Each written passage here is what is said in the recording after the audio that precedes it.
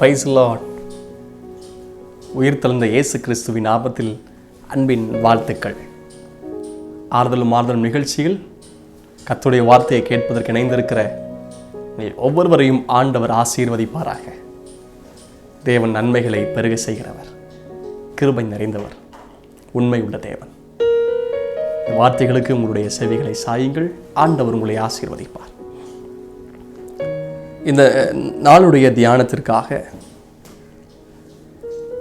2 கொரிந்தியர் 5ஆம் அதிகாரம் அதனுடைய 4வது வசனம். 2 Corinthians chapter 5 verse 4.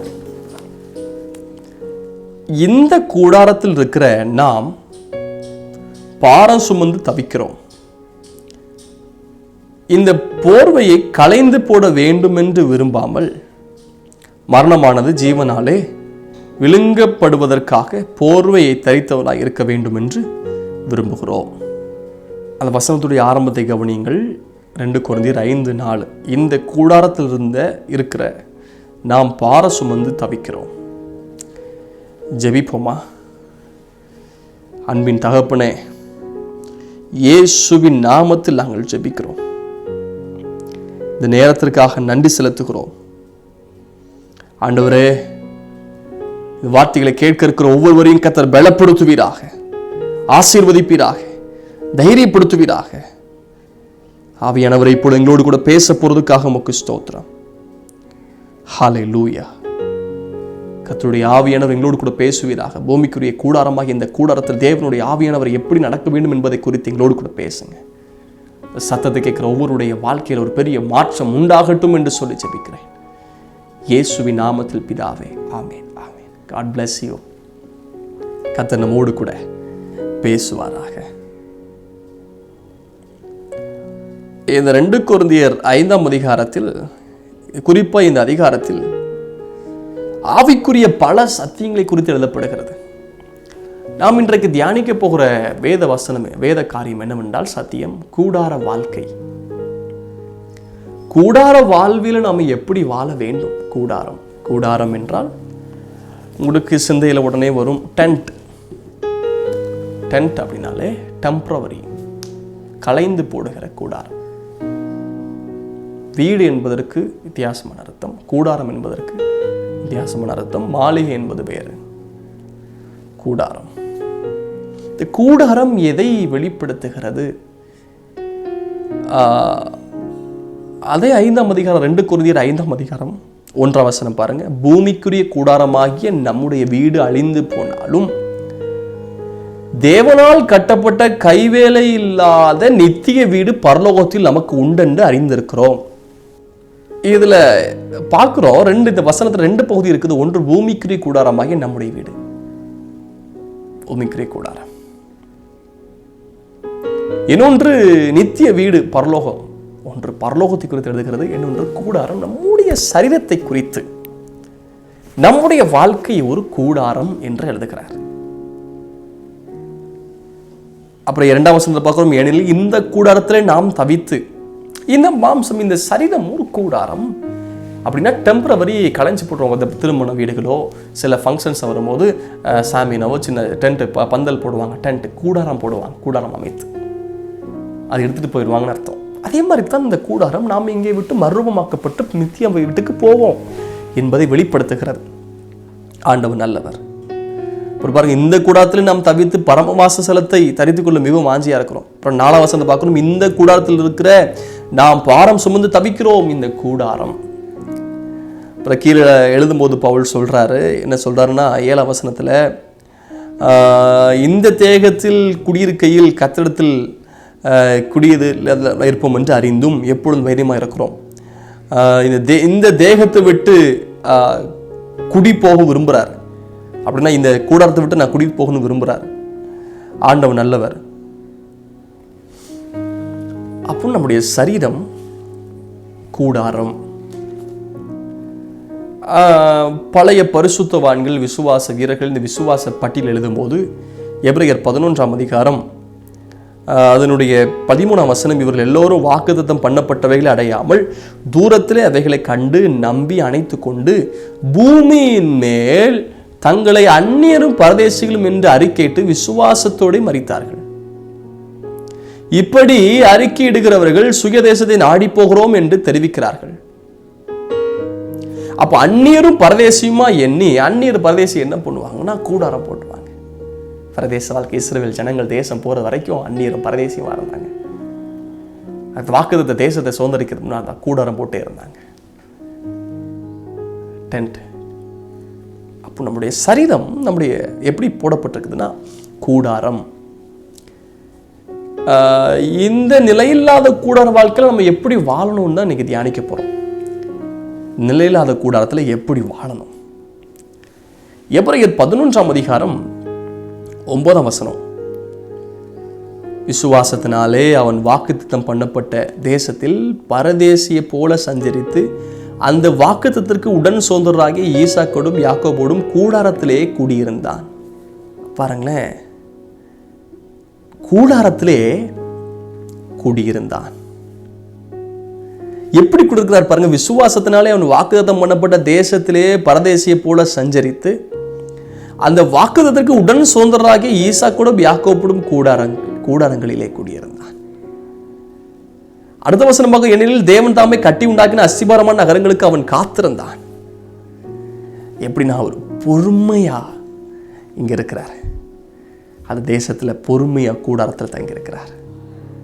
அது முன்னாடி கூட பார்க்கிறோம். விசுவாசனாலே ஆபிரகாம் தான் சுதந்திரமாய் பெறப்போகிற இடத்திற்கு போகும்படி அழைக்கப்பட்ட போது கீழ்ப்படிந்து தான் போகும் இடம் இன்னதென்று அறியாமல் புறப்பட்டு போனான். அங்கே போய் கூடாரம் போட்டிருக்கிறான். பொறுமையா வாழணும் அப்படின்னு பார்க்கிறோம். கூடார வாழ்க்கையில் எப்படி வாழணும்னா பொறுமை. யோபின் பொறுமை குறித்து கேள்விப்பட்டிருக்கிறீங்களே. வாக்குத்தத்தம் நிறைவேற என்ன வேணும் அப்படின்னா பொறுமையாய் காத்திருக்கணும், பொறுமையா இருக்கணும். நீடிய பொறுமை அப்படின்னு ஆவின் கடியில பார்க்கிறோம். கூடார வாழ்க்கை என்ன, இந்த வாழ்க்கை ஏங்க இருக்கணும்? பொறுமை மிக மிக அவசியமா இருக்கிறது. நான் ஆசீர்வதிக்கு உன்னை பெருக பண்ணுவேன், நிச்சயமாய் உன்னை ஆசீர்வதிப்பேன் என்று சொல்லப்பட்ட அந்த வாக்குத்தத்தம் நிறைவேற பொறுமையாய் காத்திருந்தார் ஆபிரகாம்.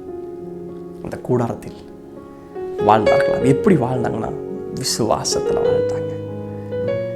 நாம் எப்படி சஞ்சரிக்கணும்னா கூடார வாழ்க்கையில முதலாவது விசுவாசத்தோட பொறுமையா வாழணும். விசுவாசத்தோட வாழணும். விசுவாசம் என்பது நம்பப்படுகிற உறுதியும் காணப்படாத நிச்சயம்.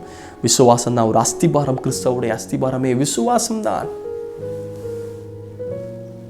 எல்லாவற்றிற்கும் மேலாக விசுவாசம் இன்னும் கேடகம் இருக்கும். எல்லா ஆயுதத்தையும் சொல்லிட்டு எல்லாவற்றுக்கும் மேலாக அப்படின்னா மிக மிக முக்கியமா என்ன தேவைன்னா விசுவாசம். விசுவாசம் இல்லாமல் தேவனை தரிசிப்பது கூடாத காரியம் என்று பார்க்கிறோம். விசுவாசம் எல்லாம் கூடும். விசுவாசம் அற்புதம் நடக்கும். விசுவாசம் தேவனுடைய மகிமை காண்பாய்ன்னு சொல்லியிருக்கிறார். நீ விசுவாசிக்கிறபடி உனக்கு ஆக கிடவது. உனக்குள் இப்படிப்பட்ட இவருக்குள் இப்படிப்பட்ட விசுவாசம் நான் பார்க்கல. விசுவாசம் பெரியது. விசுவாசம் உன்னை ரட்சித்தது என்றெல்லாம் பார்க்கிறோம். ஆண்டவர் விசுவாசத்தின் அளவை பார்க்கிறார். விசுவாசம் எப்படி இருக்கிறது? விசுவாசத்தில் வளர்ச்சி உண்டாகட்டும். ஸ்திரமாய் உறுதியாய் விசுவாசம் இருங்க. கூடார வாழ்க்கையில விசுவாசத்தோட வாழணும்.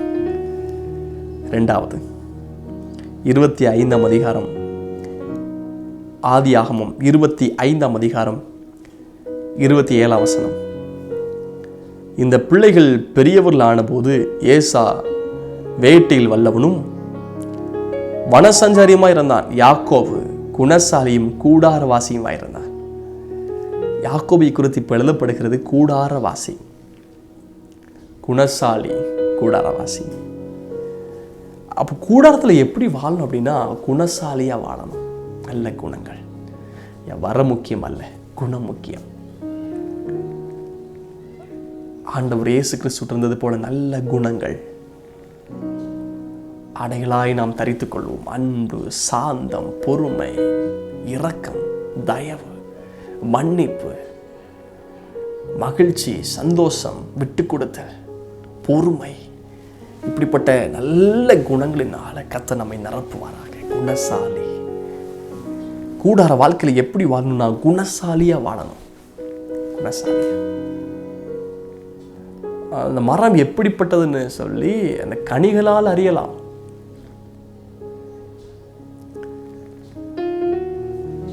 கூடாரையானது மரத்தின் வேரருகே வைக்கப்பட்டிருக்கிறது. நல்ல கனி கூடாத மரம் எல்லாம், கசப்பான கனி கொடுக்கறது தேவையில்லை. நல்ல கனி கூடாத மரம் எல்லாம் வெட்டும் அக்னியில போடப்படும். அப்போ நல்ல கனி கெட்ட கனி இருக்குது, கசப்பான கனி நல்ல கனி.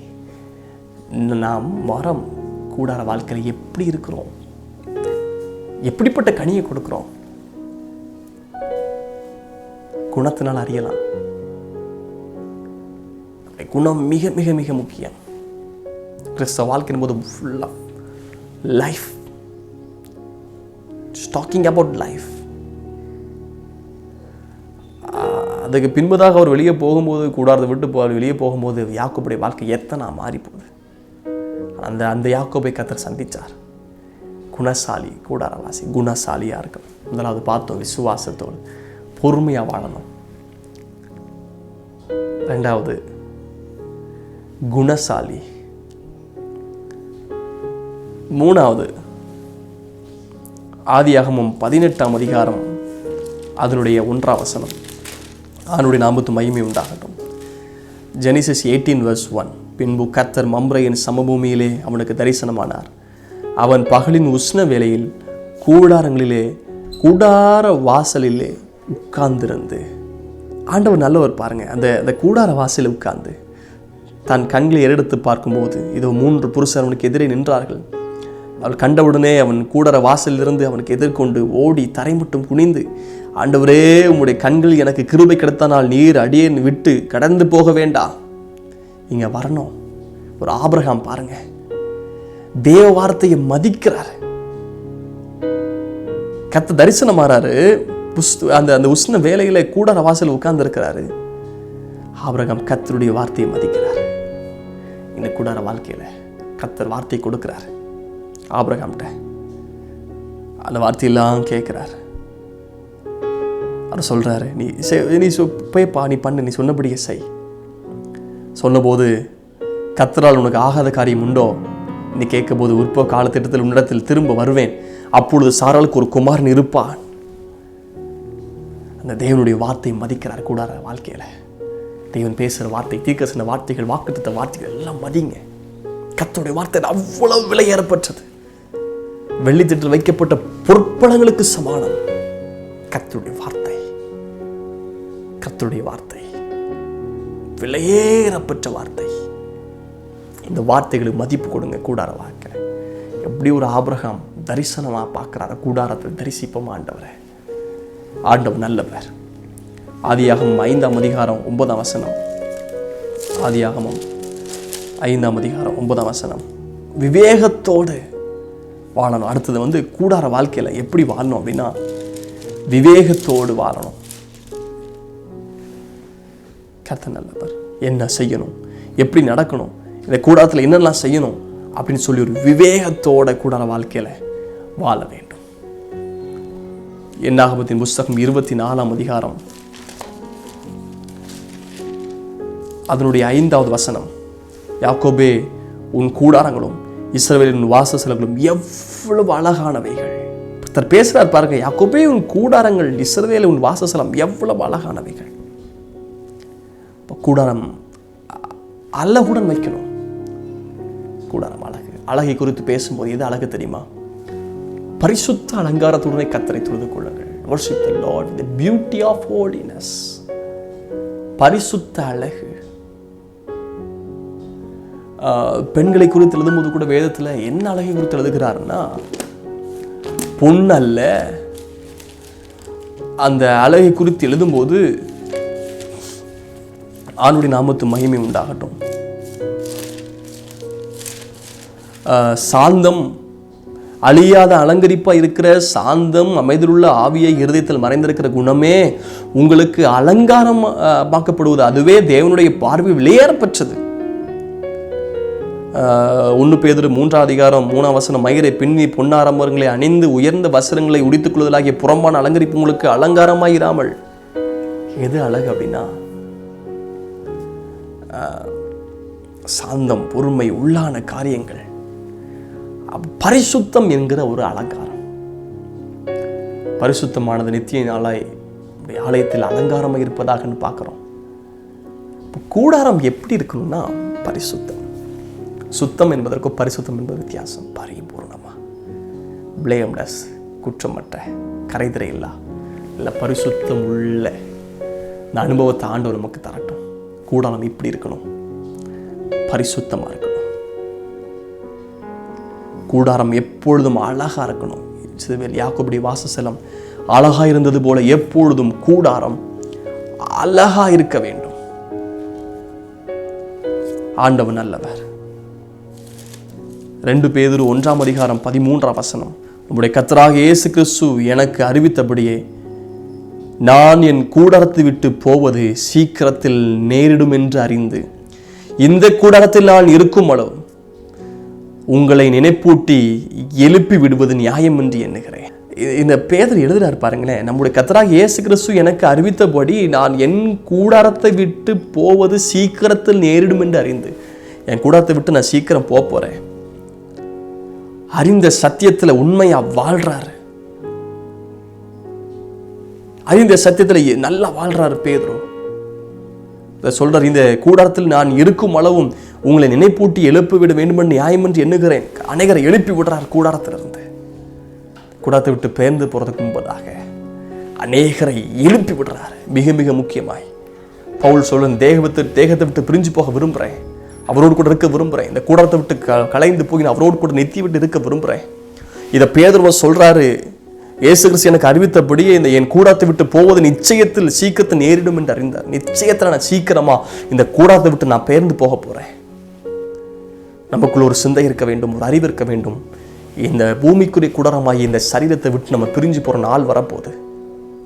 இதை விட்டு பிரிந்து போனதுக்கு அப்புறம் எங்க போவோம்? சொல்லுவாங்கல்ல, செத்து போனான். செத்து எங்க போனான்?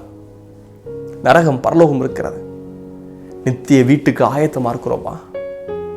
தேகத்தை விட்டு பிரிந்து நான் அவரோடு கூட இருக்க ஆயத்தமா இருக்கிறேன் சொல்றாரு. ஆண்டவர் நல்லவர். 2 கொரிந்தியர் 5:4 ஏற்கனவே வாசித்த 2 கொரிந்தியர் 5:4 இந்த கூடாரத்தில் இருக்கிற நாம் பாரம் சுமந்து தவிக்கிறோம். இந்த போர்வையை களைந்து போட வேண்டும் என்று விரும்பாமல் மரணமானது ஜீவனாலே விழுங்கப்படுவதற்காக போர்வை தரித்தவர்களாக இருக்க வேண்டும் என்று விரும்புகிறோம். அப்படி என்றால் பாரம் சுமந்து தவிக்கிறோம். இந்த கூடாரத்தில் பாடுகளை குறித்து பார்க்கிறோம். பாடுகளை சகிக்க வேண்டும். என் கூடார வாழ்க்கையில் பாடு இருக்குது, பிரச்சனைகள் இருக்கிறது, சரீர பலவீனங்கள் இருக்கிறது. ஆனால் கிருபைங்கிற போர்வை தரித்து கொண்டு பாரம் சுமந்து இந்த கூடார வாழ்க்கை இது நிலையில்லாத ஒரு வாழ்க்கை. நிலையான ஒரு வீடு இருக்கிறது, நித்திய வீடு, பரலோக ராஜ்யம். ஆனால் இந்த கூடார வாழ்க்கையில எப்படி வாழ வேண்டும் என்று பார்த்தோம். ஆபிரகாம் வாழ்க்கையில இருந்து, சில பேருடைய வாழ்க்கையில இருந்து இந்த கூடார வாழ்க்கையில் எப்படி வாழணும்? பொறுமையா, விசுவாசத்துல வாழணும். 2வது குணசாலியா வாழணும். 3வது தேவனுடைய வார்த்தையை மதித்து வாழணும். 4வது விவேகத்தோட வாழணும். 5வது கூடாரம் அழகு, பரிசுத்த அழகோட வாழணும். 6வதாக அறிந்த சத்தியத்தில் உறுதியா வாழணும். 7வதாக இந்த கூடாரத்தை விட்டு களைஞ்சி நான் பரலோகத்துக்கு போகணும் என்கிற நிச்சயத்தோட வாழணும். 8வதாக பாடுகளை சகிக்க வேண்டும். கொஞ்சம் யோசித்து பாருங்கள், கூடாரம் எப்படி இருக்கிறது? நாம் பார்க்கிறோம், கூடாரத்தின் எல்லை விசாலமாக்கு, முளைகளை உறுதிப்படுத்து. அப்போ கூடாரம் அப்படின்னு சொன்னாலே என்ன பண்ணுவாங்கன்னா, டென்ட்லாம் அடிக்கும்போது இந்த சாமினாலாம் பாருங்க, இழுத்து கட்டுவாங்க. ஐயா, கலைந்து போடுகிற கூடாரம் தான். அதை இழுத்து கட்டணும். கூடாரத்திலே விசாலமாக்கு. இன்னும் கிருபையினாலும் அபிஷேகத்தினாலும் வல்லமையினாலும் அன்பினாலும் வார்த்தையினாலும் கூடாரங்கள் நிரப்பப்படுவதாக. கூடாரத்திலே விசாலமாக்கும் போது கூடாரம் பெரிதாக ஆக ஆக கயிறுகளின் நீளத்தை பெரிதாக்குன்னு சொல்றார். ஜெபத்தை நீளமாக்குங்க, ஜெப நேரத்தை அதிகமாக்குங்க. அதை உறுதியாக நிற்பதற்கு என்ன பண்ணுவாங்கன்னா ஆப்படிப்பாங்க இல்லை, உறுதியா கூடாரம் காற்றிலையோ சில காரியத்தில் போய்விடாதபடிக்கு உறுதியாக நிற்பதற்கு.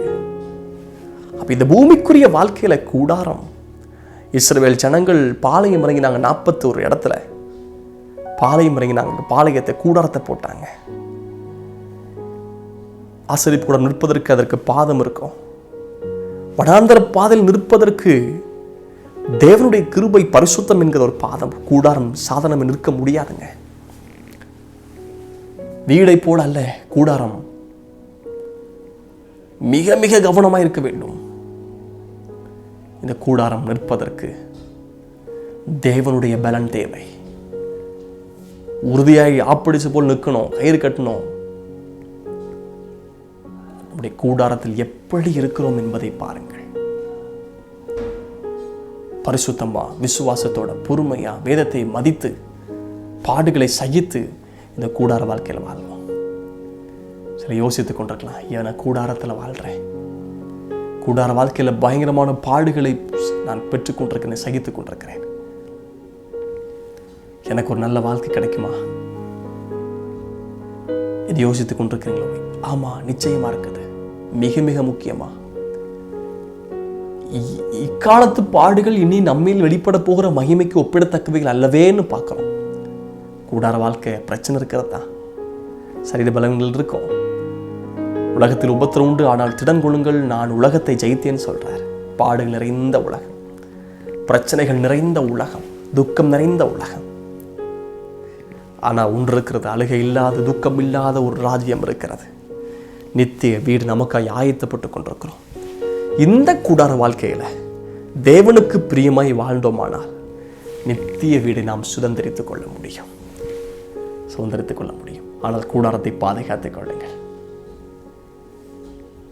இந்த கூடாரத்தை தேவன் தந்த பொக்கிஷமா எண்ணி அதை பயன்படுத்துங்கள். கர்த்தர் உங்களோடு கூட இருப்பாராக. ஜெபிப்போமா? அன்பின் பரலோக பிதாவே, இயேசு கிறிஸ்துவின் நாமத்தில் ஜெபிக்கிறேன். தகப்பனே, கூடார வாழ்க்கை குறித்து பார்த்தோம். இந்த பூமிக்குரிய கூடாரம் அழிந்து போகிறது. கைவேலை இல்லாத நித்தியமான வீடை கர்த்தர் எங்களுக்காக ஆயத்தம் பண்ணி கொண்டிருக்கிறீர். ஆனால் அந்த நித்திய வீடை பெற்றுக்கொள்வதற்கு முன்பதாக கூடாரமாகிய இந்த சரீரம், கூடாரமாகிய இந்த வாழ்க்கையில எப்படி வாழ வேண்டும் என்று கர்த்தர் கற்றுக் கொடுத்தீர் ஆண்டவரே. எப்படி வாழணும், என்ன செய்யணும், எப்படி இருக்க வேண்டும் என்று சொல்லி தகப்பனே, இந்த கூடார வாழ்க்கையில விசுவாசத்தோடு இருக்கணும். ஆபிரகாமை போல ஆண்டவரை தரிசனம் பார்க்கணும். கூடாரத்துல தேவதூதலுக்கு கூடாரத்துல பணிவிடை செய்யணும். ஆண்டவர் தேவன் தங்குவதற்கு இடம் கொடுக்கணும்.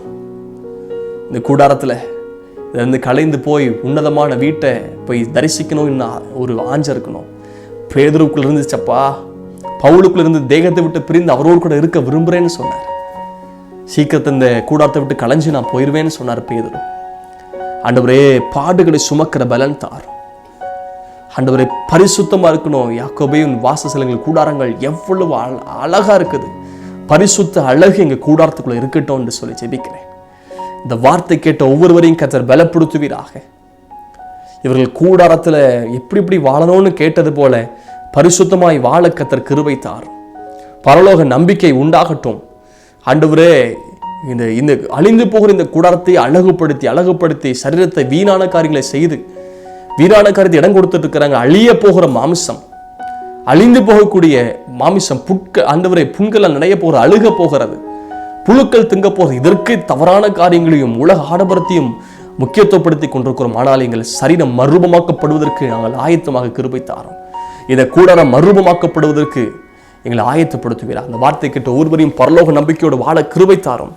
குடும்பத்தின் மேல் தேவனுடைய ஆசீர்வாதம், தேவனுடைய கிருபை வெளிப்படுவதாக. இந்த கடன் மாறட்டும், துக்கம் மாறட்டும், வியாதி மாறட்டும், சாபம் மாறட்டும், வேதனைகள் மாறட்டும். தேவனுடைய ஆசீர்வாதம் வெளிப்படட்டும். ஆசீர்வதிக்கிறேன். ஜெபத்தை கேட்டதுக்காய் ஸ்தோத்திரம். இயேசுவின் நாமத்தில் ஜெபிக்கிறேன் நல்ல பிதாவே. ஆமென், ஆமென், ஆமென். God bless you. கர்த்தர் உங்களை ஆசீர்வதிப்பார்.